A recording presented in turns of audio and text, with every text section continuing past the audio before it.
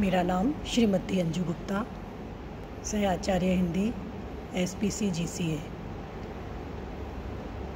पद भाव के क्रम में आज हम कबीरदास जी के गुरुदेव को अंग, गुरुदेव की महिमा पर उन्होंने जो कहा है उसके पर विचार करेंगे। सतगुरु की महिमा अनंत, अनंत किया उपकार, लोचन अनंत उघाड़िया, अनंत दिखावण हार। कबीरदास जी कहते हैं सदगुरु की महिमा, समर्थ गुरु की महिमा अत्यधिक अनंत है। अनंत किया उपकार, समर्थ गुरु अपने शिष्यों पर अनंत उपकार करते हैं जिन्हें गिना नहीं जा सकता। लोचन अनंत उघाड़िया, ए नत न झुकने वाले, किसी के सामने स्वीकृति प्रदान न करने वाले नेत्रों को भी उघाड़िया खोल देते हैं। हम कह सकते हैं कि हमारे नेत्र तो खुले हुए हैं, फिर सदगुरु कैसे नेत्र को खोलते हैं?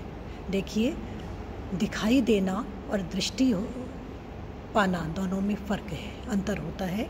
अनंत दिखावण हार, किसको दिखाने के लिए? सदगुरु ने, संसार तो हम इन चर्म चक्षुओं से देख रहे हैं, सतगुरु ने अनंत दिखावन हार, हरि अनंत, हरि कथा अनंता, यानी परमात्मा को दिखाने के लिए, परमपिता परमात्मा के प्रकाश का दर्शन करवाने के लिए हमें जिन नेत्रों को प्रदान किया जाता है वे सदगुरु ही कर सकते हैं। उन्हें अनंत शक्ति संपन्न दृष्टि कहा जाता है।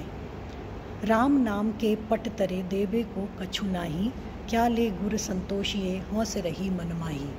राम नाम के पट तरे, सदगुरु ने, कबीरदास जी कहते हैं, मुझे राम का नाम दिया, राम नाम महामंत्र दिया परमात्मा की ओर बढ़ने के लिए। पट तरे का अर्थ होता है बदले में। मैं उन्हें क्या दूं, देवे को कछु नहीं, मेरे पास उन्हें देने के लिए कुछ भी नहीं है। क्या ले गुर संतोषिए, आगे कबीरदास जी कहते हैं मेरे गुरु इतने संतोषी स्वभाव के हैं, क्या ले, वो क्या लेंगे। हौस रही मनमाही, हौस यानी आंतरिक अभिलाषा, केवल बाहरी इच्छा नहीं, आंतरिक अभिलाषा है मेरे हृदय में कि मैं, मेरे सदगुरु ने जो मुझे राम नाम मंत्र दिया है जिससे मेरा पूरा जीवन बदल गया है, उसके बदले में दक्षिणा स्वरूप मैं गुरु को क्या प्रदान करूं। स्वतः समस्त आंतरिक धन मेरे गुरु के पास है, इतने संतोषी हैं, मेरे मन में ये अभिलाषा सदैव बनी रहेगी। सतगुरु साचा सूरीवा, सबद जुबाया एक, समर्थ गुरु सच्चे शूरवीर होते हैं। सबद जो, सबद का अर्थ है गुरु के द्वारा दिया जाने वाला वह मंत्र जिसकी साधना करके साधक के रूप में शिष्य को परमात्मा की प्राप्ति होती है। सबद जुबाया एक, उन्होंने तो शब्द की ऐसी गंगा, मंत्र की ऐसी गंगा मेरे हृदय में बहाय प्रारंभ की है।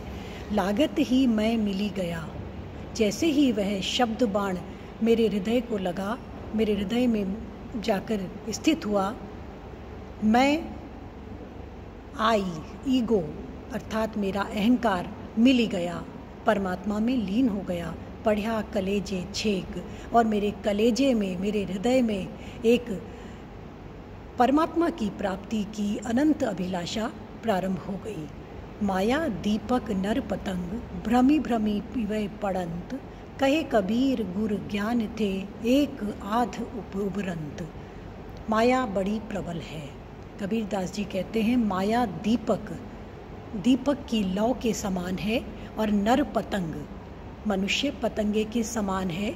स्वाभाविक आकर्षण जिस प्रकार से दीपक की लौ के प्रति पतंगे का होता है और वह वहाँ उसमें जाकर के अपनी जान गंवा देता है, उसी प्रकार से माया के आकर्षण में इस दृश्यमान जगत में जितने भी साधन सुविधाएं हैं, ये इस दृश्यमान जगत की साधन सुविधाएं हमारे उपयोग के लिए हैं, भोग के लिए कदापि नहीं है।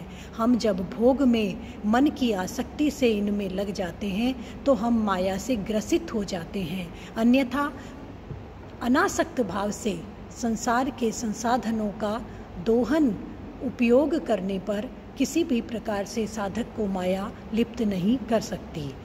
कबीरदास जी कहते हैं भ्रमी भ्रमी, घूम घूम कर, बच बच कर भी मनुष्य इस माया रूपी दीपक की लौ के अंदर पतंगे के तरह पड़ जाकर गिरने लगता है। कहे कबीर संतोषिए, कहे कबीर गुरु ज्ञान थे।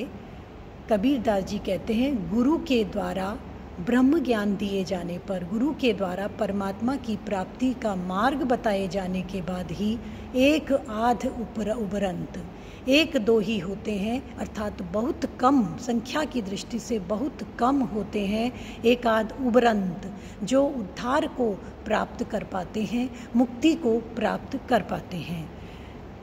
माया दीपक, माया की प्रबल शक्ति का और सामर्थ्य से बचाने के लिए की सामर्थ्य केवल समर्थ गुरु में है।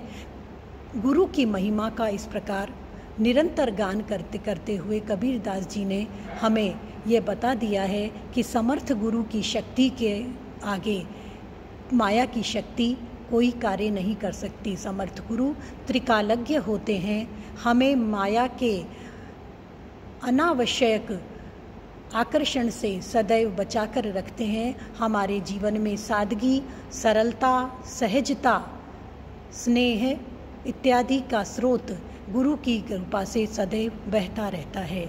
इस प्रकार से इन दोहों में गुरु की महिमा का चित्रण कबीरदास जी के द्वारा किया गया है। हम देखते भी हैं संत साहित्य में गुरु महिमा का बहुत महत्व है।